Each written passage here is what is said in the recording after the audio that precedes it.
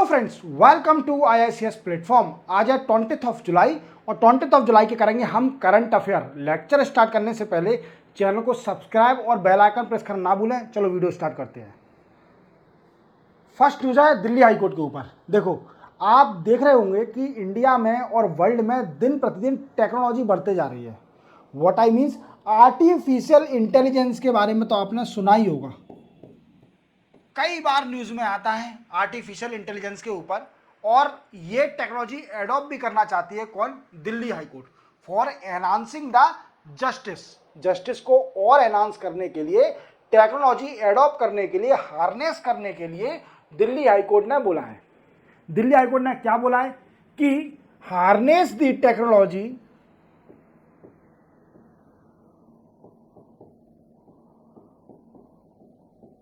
Technology to enhance justice.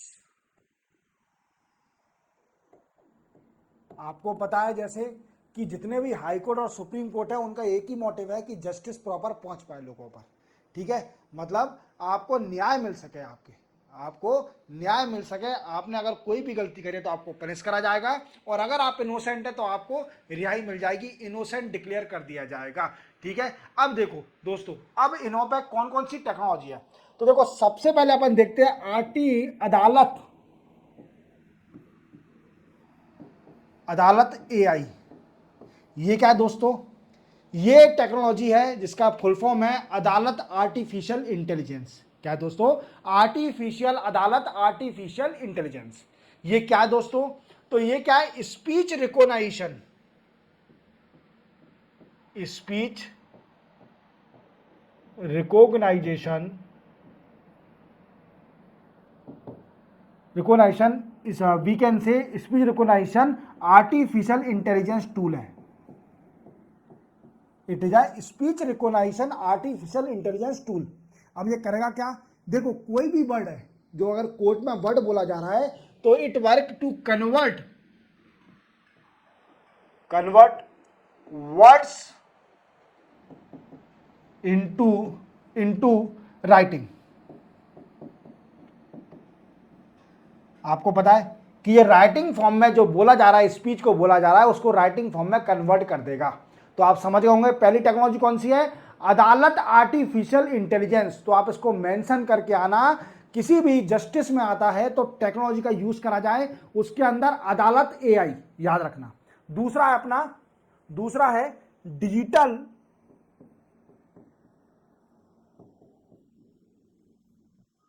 Court application.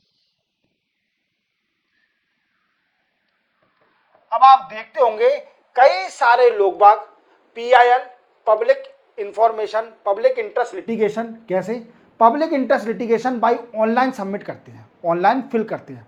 We can say it is e fill.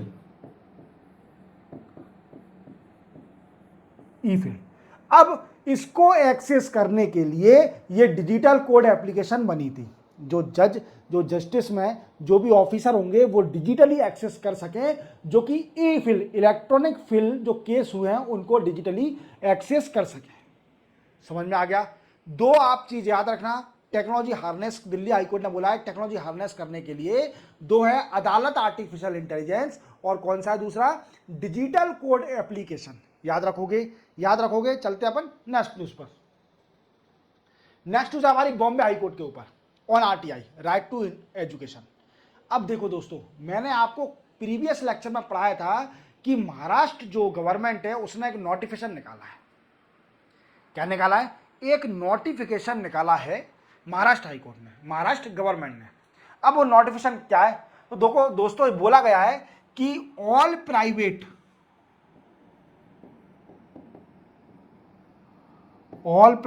Schools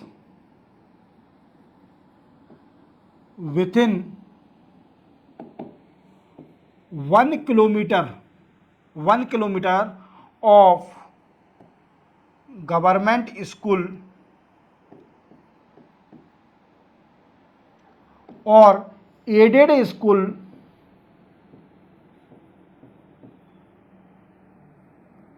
will be exempted from following right to education act 2009। मैं हमेशा right to education और right to information में confuse हो जाता हूं, क्योंकि मैंने ज्यादातर राइट टू इंफॉर्मेशन पढ़ाया है, राइट टू एजुकेशन बड़े ही कम पढ़ाया है। ठीक है, तो देखो राइट टू एजुकेशन जितने भी प्राइवेट स्कूल जो कि 1 किलोमीटर के दायरे में है गवर्नमेंट स्कूल के या एडेड स्कूल के, तो उनको फ्री कर दिया जाएगा। वो राइट टू एजुकेशन जो 2009 का एक्ट है उसको फॉलो नहीं करेंगे। समझ में आ गया? अब ऐसा कौन सा कानून है? तो देखो राइट टू एजुकेशन हमारे फंडामेंटल राइट है, जानते हो। प्राइमरी एजुकेशन फ्री देना है 0 to 6 to 14 ईयर तक। क्लियर? 6 to 14 ईयर तक जो भी बच्चा है उसको एजुकेशन फ्री देना है। समझ में आ गया? सरकार का नियम है, फंडामेंटल राइट है। अब वो कौन सा आर्टिकल है? तो आर्टिकल नंबर 21A। कौन सा दोस्तों? 21A है, जो कि राइट टू एजुकेशन हमें देता है, फंडामेंटल राइट। अब इसमें राइट टू एजुकेशन एक्ट आया था दोस्तों 2009 में। कब आया था? 2009 में राइट टू एजुकेशन एक्ट आया था। अब इसमें एक सेक्शन है,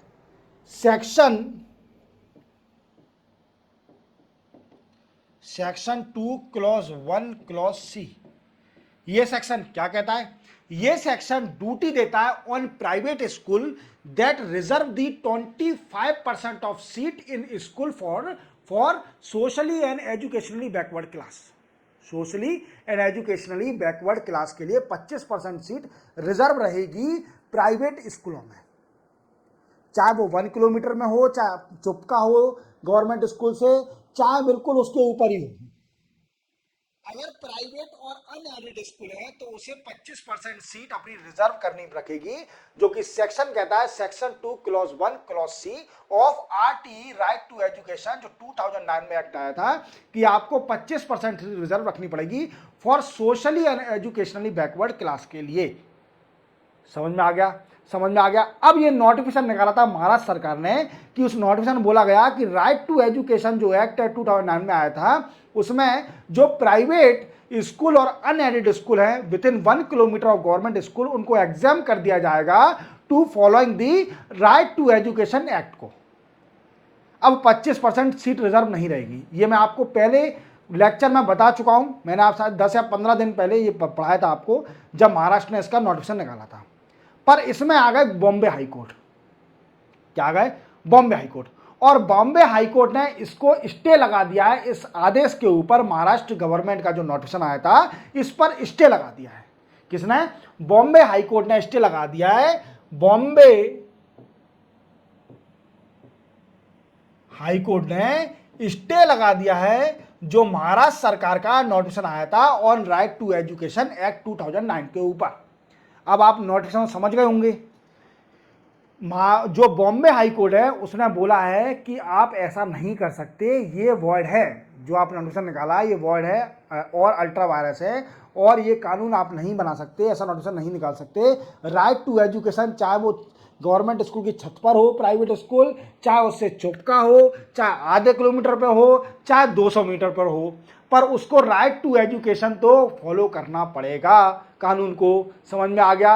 अब आपको डिटेल में समझ में आ गया होगा कि बेस से समझाया मैंने राइट टू एजुकेशन में कौन सा एक्ट है, कब आया था राइट टू एजुकेशन, और इसी के साथ मैंने बताया कि महाराष्ट्र गवर्नमेंट ने कौन सा नोटिफिकेशन निकाला था, क्या मोटिव था इनका, और बॉम्बे हाई कोर्ट ने क्या कर दिया उनके साथ। समझ में आ गए? चलते हैं नेक्स्ट न्यूज पर। नेक्स्ट न्यूज है अपनी मॉडिफाइड इंटरेस्ट सबवर्सन स्कीम। अब देखो, अभी आप जानते हो कि हमारे देश में किसान सबसे ज्यादा परेशान है। ठीक है, सबसे ज्यादा परेशान कौन है? किसान है, क्योंकि उसको प्रॉफिट नहीं मिलता है। और सरकार इनके लिए कर भी रही है बहुत कुछ, ऐसा नहीं है, सरकार करती भी है। जैसे एक स्कीम थी किसान क्रेडिट कार्ड, किसान क्रेडिट कार्ड, किसान क्रेडिट कार्ड। इस कार्ड के जरिए क्या होगा कि वो लोन ले सकता है, किसान एक लोन ले सकता है वो किसान क्रेडिट कार्ड के जरिए, without any collateral, without any जमानत कुछ भी रखे बिना वो लोन ले सकता है। और वो लिमिट थी दोस्तों, वो लिमिट थी किसानों की 3 लाख रुपए। 3 लाख तक का किसान लोन ले सकता है अगर उसके पास किसान क्रेडिट कार्ड है तो, 3 साल तक का, eight a interest of 9% annually. साल में 9% के इंटरेस्ट के हिसाब से ये किसान क्रेडिट से 3 लाख तक का लोन ले सकता है अगर उसके पास किसान क्रेडिट कार्ड है तो। अब इसमें भी कुछ है, उसमें सरकार 2% का इंटरेस्ट सबवर्सन भी दे देगी, सब और छूट भी दे देगी। तो कितना बचा? 7% बचा, 7% एनुअली। समझ में आ रहा है? 7% एनुअली पर वो 3 लाख तक का लोन ले सकता है अगर किसी किसान के पास किसान क्रेडिट कार्ड है तो। समझ में आ गया? अब इसमें भी है, अगर 3% की और छूट दे देगी सरकार, 3% की और छूट दे देगी इफ फार्मर पे लोन टाइमली। अगर किसान टाइम पर लोन पे कर देता है तो उसको 3% की छूट और मिल जाएगी। तो अब कितना परसेंट बचा? अब बचा दोस्तों 4%। मतलब किसान, जो भी किसान क्रेडिट कार्ड का उसके पास कार्ड है तो वो 3 लाख तक का लोन ले सकता है at a percentage of interest of 4%। 4% annually पर वो 3 लाख का लोन ले सकता है। इतना समझ में आ गया? अगर किसान क्रेडिट कार्ड, ये स्कीम भी समझ में आ गई होगी, क्या क्या बेनिफिट है, 2% कब कम करा, 3% कब कम करा, समझ में आ गया। अब सरकार क्या कर रही है? सरकार कुछ और बेनिफिट दे रही है इन किसानों को। क्या बेनिफिट दे रही है? जो 3 लाख तक का लोन था उसको बढ़ा रही है, उसको करने जा रही है 5 लाख तक का। कितना करने जा रही है? 2 लाख बढ़ा देगी और 5 लाख तक का लोन किसान ले सकता है इफ दे होल्ड दी किसान क्रेडिट कार्ड। अगर वो किसान क्रेडिट कार्ड को होल्ड करते हैं, अगर है उसके पास, तो वो 5 लाख तक का लोन ले सकता है at a interest of 9% annually and further 2% interest will be reduce as a interest subversion scheme में। 2% और रिड्यूस कर दिया जाएगा जिससे हो जाएगा 7% एनुअली। और अगर 3% और रिड्यूस कर दिया जाएगा इफ फार्मर पे टाइमली लोन, अगर टाइमली लोन पे कर देता है तो उसको 3% और रिड्यूस कर दिया जाएगा, तो 4% पे वो 5 लाख तक का लोन ले सकता है। तो सरकार इसके लिए प्लानिंग कर रही है कि 3 लाख से 5 लाख तक कर दिया जाए किसानों को लोन। समझ में आ रहा है? पहले मैक्सिमम कितना था? 3 लाख था। अब किसान 5 लाख तक का लोन ले सकता है एट अ इंटरेस्ट ऑफ 9% और 7% और 4% as per the condition of government. समझ में आया? अब देखो और क्या है इसमें कि किसान जो है, farmer can take loan of post harvest.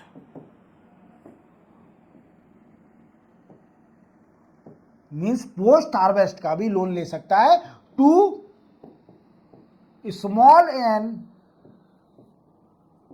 Marginal farmer. Small और मार्जिनल फार्मर जितने भी होंगे वो भी लोन ले सकते हैं we can say post harvest के लिए। पोस्ट हार्वेस्ट मीन्स किसानी होने के बाद अगर कुछ भी डिस्ट्रेस हो जाता है, उसकी फैमिली में कोई दिक्कत हो जाती है कि खेती होने के बाद, तो वो स्मॉल और मार्जिनल फार्मर फिर से पोस्ट हार्वेस्ट का लोन ले सकता है इफ दे होल्ड दी किसान क्रेडिट कार्ड। तो समझ में आ गया? न्यूज में क्या है कि मॉडिफाई इंटरेस्ट सबवर्सन स्कीम है जिसमें 3 लाख तक का लोन ले सकता है फार्मर किसान क्रेडिट कार्ड होल्डर, वो 5 लाख तक बढ़ा दिया जाएगा किसान के लिए। समझ में आ गया? इतना चलते अपन नेक्स्ट न्यूज पर। नेक्स्ट न्यूज हमारी कॉन्सेंट्रेशन ऑफ यूरेनियम। क्या होता है दोस्तों? देखो आप जानते हो कि कई सारी बीमारियां जो हैं उसका सबसे बड़ा फैक्टर होता है कि गंदा पानी पीने से, कंटिमिनेटेड ऑफ वाटर को कंज्यूम करने से कई सारी बीमारियां होती हैं। अब इसने सरकार ने क्या किया है कि हर कंटिमिनेटेड वाटर को एक परमिसेबल लिमिट डिसाइड कर दी है कि इसमें इतना केमिकल परमिसेबल लिमिट में रहेगा, अगर इससे ज़्यादा होता है तो पॉल्यूशन लेवल उसका बढ़ जाएगा। जैसे मैं आपको कई सारे एग्जांपल देता हूँ, जैसे आर्सेनिक की लिमिट डिसाइड करके रखी है, फ्लोराइड, ऐसे ही यूरेनियम की एक लिमिट डिसाइड करके रखी है, जो कि यूरेनियम जो कि रेडियो एक्टिव सब्सटेंस है, इसकी क्वांटिटी और इसका लिमिट कितनी होना चाहिए पानी के अंदर, वो एक हार्मफुल नहीं रहेगा बॉडी के अंदर। देखो क्या है, एक बीआरसी की रिपोर्ट आई है, BARC, जिसका फुल फॉर्म है भाभा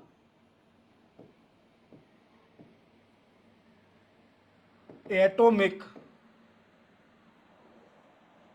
रिसर्च सेंटर, इसकी एक रिपोर्ट आई है। रिपोर्ट का नाम जान लीजिए, इंटरनेशनल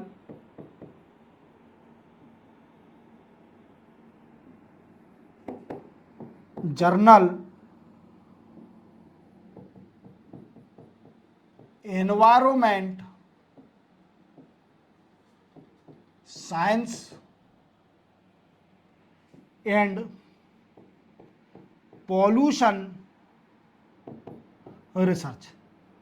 आप इसका नाम याद रखोगे, clear, international journal environment science and pollution research, इस रिपोर्ट का नाम है। ठीक है, अब इस रिपोर्ट में बोला बीआरसी ने कि अगर 60 माइक्रोग्राम पर लीटर, अगर इतना लिमिट रहती है यूरेनियम की तो वो हार्मफुल नहीं होगा। क्या? Not harmful. इन्होंने ये तो बोल दिया, समझ में आ गया। अब इसी के साथ क्या है, इंडिया में लिमिट कितनी है, तो देखो according to AERB means atomic energy regulation board के अनुसार इसकी लिमिट है 60 माइक्रोग्राम प्रति लीटर। कितनी है? 60 माइक्रोग्राम प्रति लीटर। समझ में आ गया इतना बात को। अब 2021 में क्या हुआ था दोस्तों, कि जो हमारी BIS है, ब्यूरो ऑफ इंडियन स्टैंडर्ड, इसने लिमिट कर दी थी, रिड्यूस कर दिया था 30 माइक्रोग्राम प्रति litre according to WHO, world health organisation के हिसाब से 30 माइक्रोग्राम प्रति लीटर डिसाइड कर दिया WHO की लिमिट के हिसाब से। इतना समझ में आ गया। पर बीआरसी क्या कह रहा है कि 60 माइक्रोग्राम प्रति लीटर ये हार्मफुल नहीं है बॉडी के लिए, अकॉर्डिंग टू रिपोर्ट जिसका है international journal environment science and pollution research. समझ में आया? इतना समझ में आया। देन आफ्टर ये लिमिट आपको सब समझ में आ गई होगी। अब सुनो मेरी बात, अब मैं आपको बताना चाह रहा हूं कि यूरेनियम का अगर कॉन्सेंट्रेशन ज्यादा होगा तो इससे इफेक्ट क्या होंगे हमारी बॉडी पर। क्या दोस्तों, इससे इफेक्ट क्या होंगे? तो सबसे पहला इफेक्ट होगा, हमारी किडनी फेल हो सकती है, या फिर खराब हो सकती है। दूसरा लॉस क्या होगा? Cancer causing agent. आप जानते हो जितने भी रेडियो एक्टिव सब्सटेंस होते हैं उससे कैंसर हो सकता है, कैंसरस सब्सटेंस भी कहा जाता है। बट कुछ रिपोर्ट के अनुसार अगर इसकी लिमिट 60 या 30 तक रहेगी तो ये कैंसर कॉजिंग एजेंट नहीं रहेगा। मीकेंस परमिसेबल लिमिट है, हमारी बॉडी पर इफेक्ट नहीं करेगा। तो आप तो बस अपनी लिमिट याद रखना। अभी इंडिया में 30 माइक्रोग्राम प्रति लीटर लिमिट है किसकी? यूरेनियम की, यूरेनियम कॉन्सेंट्रेशन इन वाटर, याद रखोगे। अब क्या पहले कितनी थी? 60, पर बीआरसी ने बोल दिया कि इसकी लिमिट 60 कर देना चाहिए। ये भी अपनी बॉडी के लिए हार्मफुल नहीं है, according to international journal environment science and pollution research, जो कि रिपोर्ट निकाली है भाभा एटॉमिक रिसर्च सेंटर ने, याद रखोगे। चलते अपन नेक्स्ट न्यूज पर। नेक्स्ट न्यूज है और लास्ट न्यूज है इंडिया और जापान के ऊपर। इस न्यूज को समझने से पहले आपको कार्बन क्रेडिट और कार्बन ट्रेडिंग समझना पड़ेगा। मैं आपको डिटेल में समझा देता हूं कि what is carbon credit and carbon trading. What is carbon credit and carbon trading क्या होता है? समझ में आ रहा है मेरी बात को? अब इसको समझने से पहले आपको समझना होगा कि कार्बन क्रेडिट होता क्या है। देखो, one carbon credit is equivalent to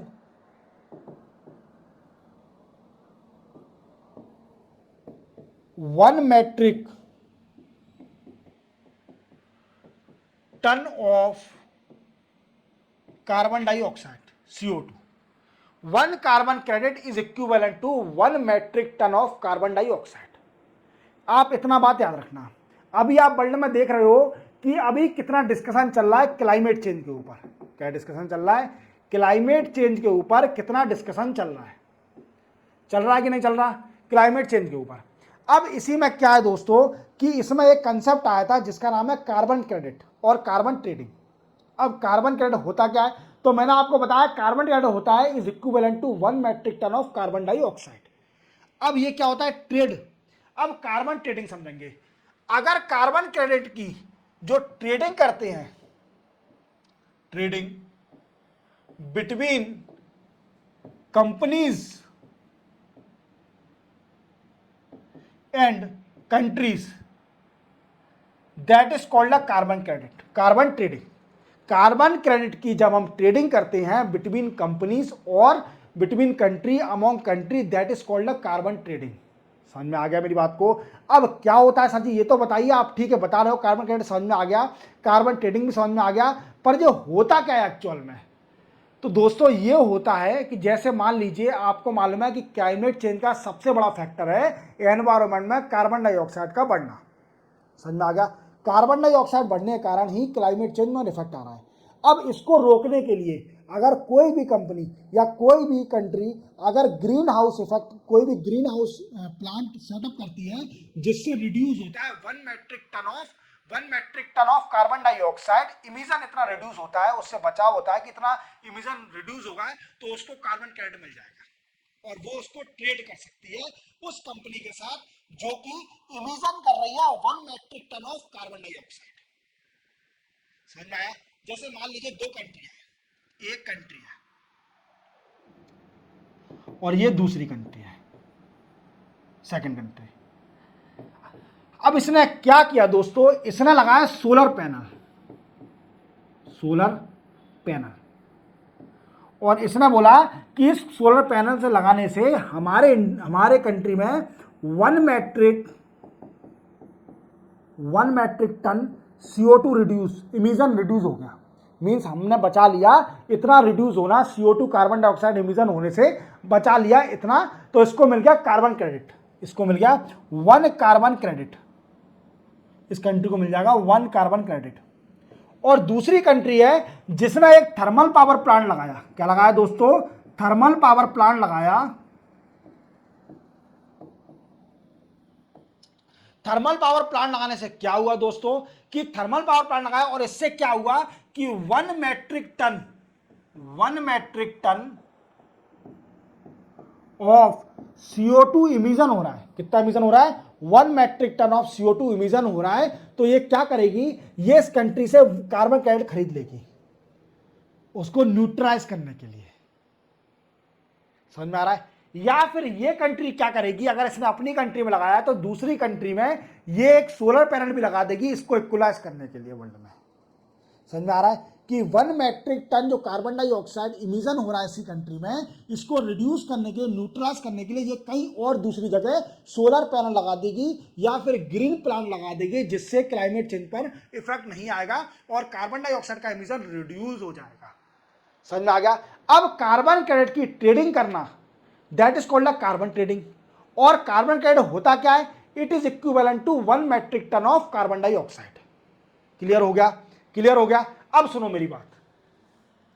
अब न्यूज क्या है देखो, इंडिया और जापान ने एक डील साइन कर लिया है जिसको अपन बोलते हैं मेमोरेंडम ऑफ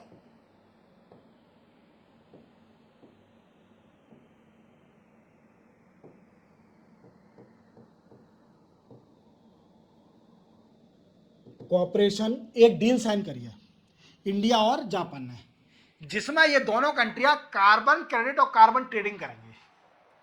कार्बन ट्रेडिंग तो पता ही चल गया आपको, मैंने बता ही दिया कि अगर इंडिया में कुछ भी ग्रीन एनर्जी से रिलेटेड कुछ भी प्लांट लगता है और मान लीजिए जापान के अंदर पॉल्यूशन हो रहा है, तो जापान खरीदेगा कार्बन क्रेडिट किससे?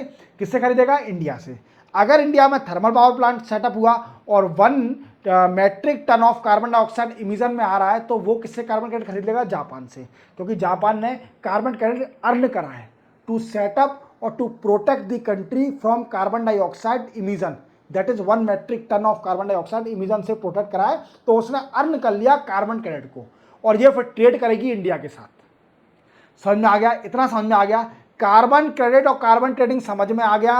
अब सुनो मेरे दोस्तों, मैंने इसमें 2 न्यूज़ स्किप कर दी है। 20 जुलाई में 2 न्यूज़ को स्किप कर दिया है।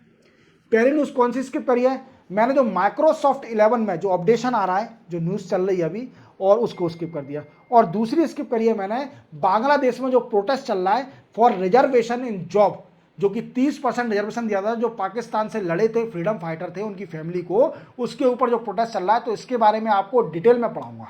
ठीक है, इसी के साथ 20 जुलाई के करंट अफेयर कंप्लीट होते हैं।